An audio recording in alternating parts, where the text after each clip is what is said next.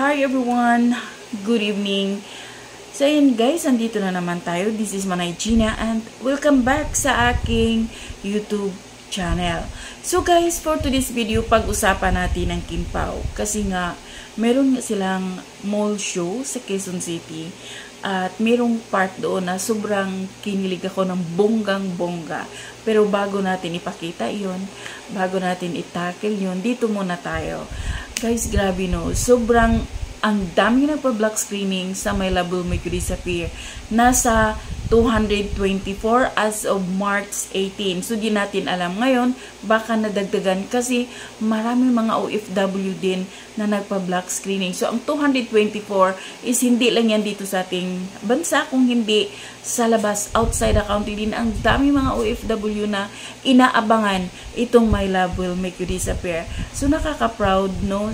Ito sigurado, for sure, 100% blockbuster itong movie ni Kim at saka ni Pao. Iba kasi yung kilig nilang dalawa kapag nagpapakilig sila, guys. Grabe. At nagpapasalamat din si Kim kay Alden Richard dahil isa siya sa nagpa-block screening. So ito siya guys sa mall show nila sa Quezon City. Nakinilig ako ng bonggang-bongga.